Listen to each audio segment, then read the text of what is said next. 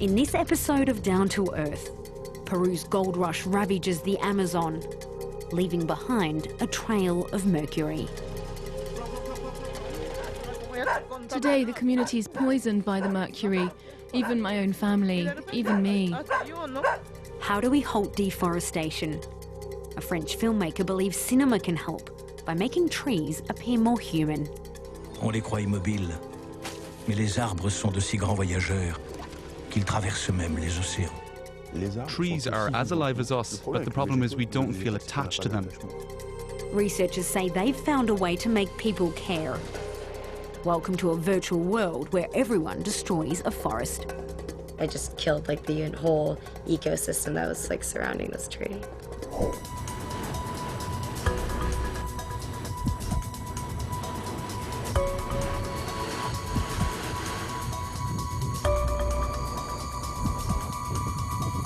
We're down to earth in Peru on a police patrol to La Pampa, a wasteland on the outskirts of the Amazon.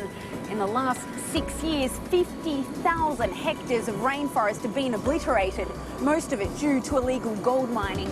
Today, the authorities are clamping down. We pass quickly through the haphazard town that has sprouted up to support the illegal activity. Peru's Special Operations Police have agreed to escort us into the dangerous territory. A narrow dirt road leads the way. Before long, it reveals a barren wasteland, raised by miners desperate for new pockets of gold. Seen from above, the denuded landscape is a scar in Madre de Dios, the miners destroying in seconds what's taken hundreds of years to grow.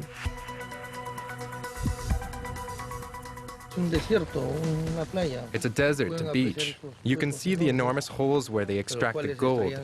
I'm a police officer and I'm also a Peruvian. I feel pain and I'm so sad when I see one of the world's most rich and diverse natural reserves destroyed so unscrupulously. Look, you can see a motorbike arriving. It's a miner.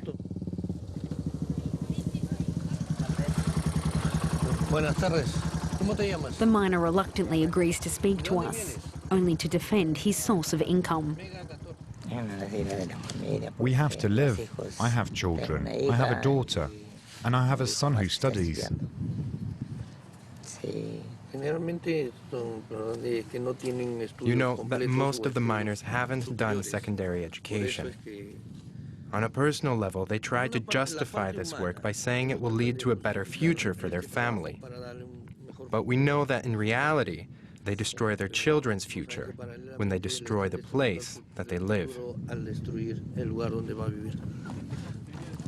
Tens of thousands of miners have travelled to La Pampa from across Peru. As night falls, the police insist we leave. The dark underbelly of the town is about to unveil itself, the result of a displaced population seeking refuge in drugs, violence and underage prostitution, barely hidden behind these makeshift facades. Peru first criminalised unlicensed gold mining in 2012, before enforcing the law with a series of raids. This is one of the military operations carried out last year. Camps dynamited, equipment destroyed, petrol seized. Of the 40,000 original miners, it's estimated only several thousand remain. The rest have fled, many of them further into the jungle, where they work in isolation, hidden from the police.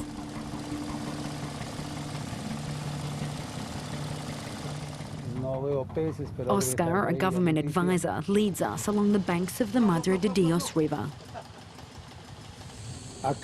Here you can see a small mine. The size of these mines make them difficult to keep track of.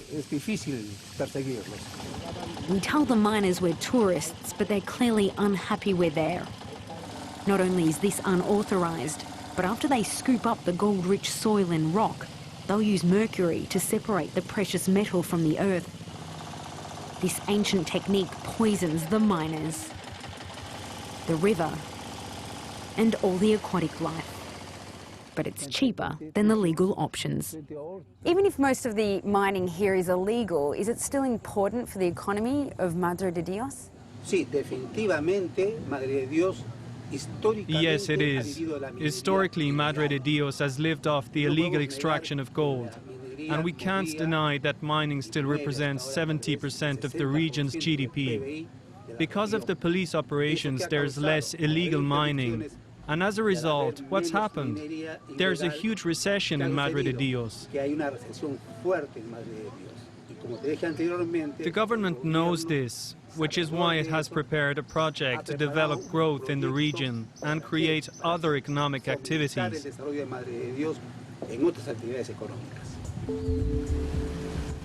Despite efforts to halt deforestation, the number of trees being cut in Peru is on the rise. 145,000 hectares in 2013, an 80% jump since the start of the century.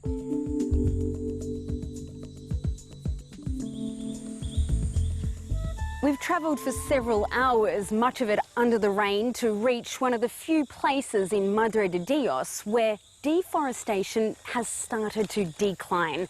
This land belongs to the Tres Islas community, 120 families that have united, for the most part, to protect their trees, a battle that has not always been easy. Juana is the former president of this indigenous community, known for her courageous plight to defend her land. In 2010, she angered miners trying to cut through her territory by blocking their path. She ended up in court. We put up a barrier, a gate, so no one could enter our land because they were damaging the forest, polluting it. There were no more animals, the fish had gone because they'd contaminated the water. At that time, everything in this area died. After 3 years, the community won the case.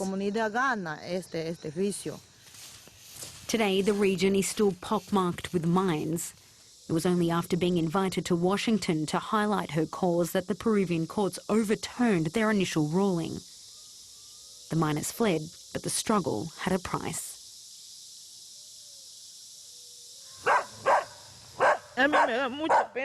It hurts me because we're only here for a short time. And what's going to happen to the next generation? Today the community is poisoned by the mercury. Even my own family. Even me. How do I know? Maybe I am contaminated. I haven't done a blood test. But my family, my community, they are contaminated with mercury. It's no secret members of Juana's community also mine for gold without authorization, although less so now than in the past. Part of the reason is that she's helping them find other sources of income, those that cherish rather than destroy the land. One of the most promising can be found high in the canopy. These are the fruits of the Brazil nut trees, and the harvest has just begun. These have fallen recently. Brazil nuts. They're nice and fresh. This is the fruit. We open them and inside we find the seeds. I'm going to put them in my bag and bring them back. I'm wearing the helmet for security. If I don't have it, I'll die. And then who's going to fetch me? It's not you who'll come and get me. This year, for the first time, the people of Tres Islas will peel the Brazil nuts instead of selling them in their shell. Inside their brand new production plant, they're cracking open the case, a technique that allows them to sell the nutritious snack for 60% more. But while Brazil nuts represent 1/3 of their income, at least half still comes from timber. Several hundred metres away, another project is teaching young men to transform raw wood and attract a higher price. Initiatives that add value to the local resources and keep them away from illegal activity, according to local NGOs. We have signs from the community that they want to change. We're seeing more people invested in these production activities. We're seeing big changes, good changes. It's interesting. And in terms of deforestation, we're seeing the trend start to go down in the last few years. There is one other strategy that could trump all the rest, but it relies on help from outside. Tourism in this region is flourishing up 14% in the last decade. Today, Javier is visiting one of the lodges, offering advice on how to become eco-certified. We explain to our guests that they'll have hot water only when there is sun. When there is no sun, no hot water. If tourists are willing to pay large amounts to see unspoiled virgin rainforests, it may be the most powerful proof that the trees in the Amazon are worth more alive than dead. The attraction here for tourists is the forest. Because of that, one of the main objectives for this sector is precisely to protect the forests.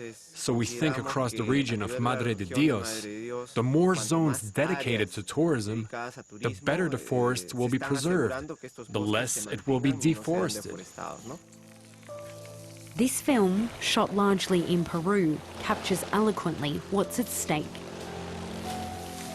Once Upon a Forest tries to elicit an emotional reaction in the audience, using animation to evoke that trees and humans are surprisingly similar.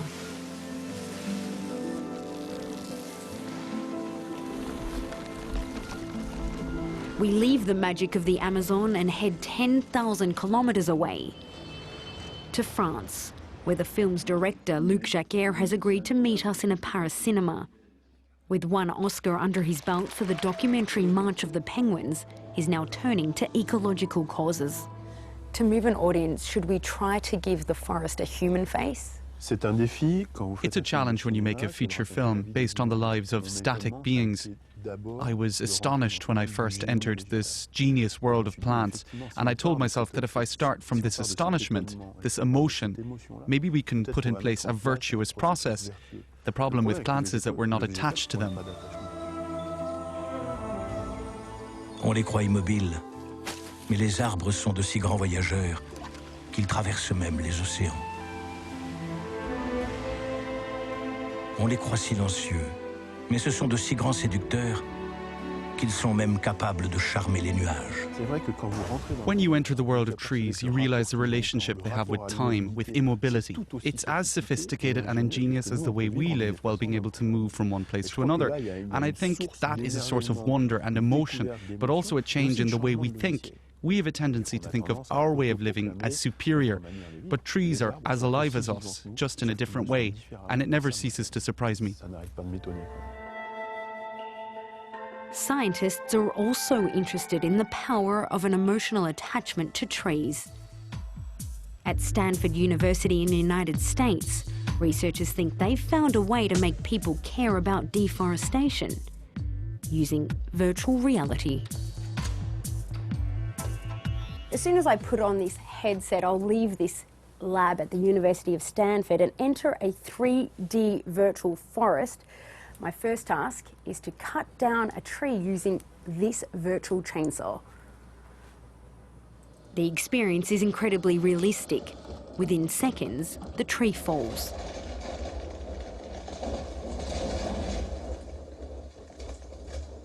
So I'm going to go ahead and place the head-mounted display on you and adjust it. Naomi is next to step up to the plate. Just like I did minutes earlier, she too enters the virtual forest. I see a few scattered trees and this valley of sorts, and I hear the wind blowing, and I feel like I hear some birds and like a creek running. Naomi senses the same sort of resistance she might feel if she were cutting down a real tree. Like all the sounds that I heard before when the tree was standing are gone now. It's completely silent. It's actually really shocking that, like, I just cut down this tree and I see it here, and I see that, like, I just killed, like, the whole ecosystem that was, like, surrounding this tree. The real challenge is whether this experience has had any impact on Naomi's behaviour. It's measured using a small trick. So I'm going to have you take a survey about your experience today. We use a little bit of deception in this study where the experimenter would accidentally spill a cup of water in front of the participant, and then we have paper towels near them, and we record how many paper towels or how much paper product they use to clean up the spill. And what we found is that people who embodied a tree cutter in virtual reality use less paper towels to clean up the spill than those who read a story or watch a video about cutting a tree down. 20% less paper. More research is needed to know whether this effect endures. Back in Peru, time is running out.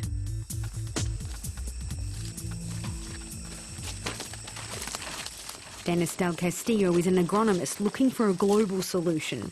He thinks consumers in Europe, Asia and the United States can help, because 80% of the wood exported from Peru is illegal. Remember that we have the Amazon, it's quite big, and it's almost impossible to control every area. We have to use the high technology solution so we can fight against the illegal trafficking of timber in Peru. His high-tech idea: create a DNA bank of all trees eligible for exportation today or in the future. We are going to get the DNA of this tree. This is the sampler.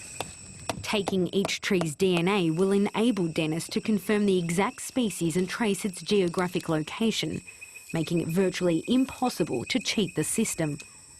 Somebody believed that that bunch of trees is getting into France or Europe. There is some suspicion that it's illegal. It's easy to know it. Just to take the DNA from that furniture, from that timber over there, and see and ask from where that timber is coming from. So having the bank over here in Peru, we match. If that thing is telling the truth. If they match completely, it's legal. If they don't match, absolutely it's illegal. Dennis will spend the next 3 years building his bank. At the same time, consumers will need to be more conscious of where their wood is coming from. Initiatives like this are the only way the world will meet its global promise to eliminate all deforestation by 2030. Reducing the equivalent amount of carbon emissions as taking all cars off the road.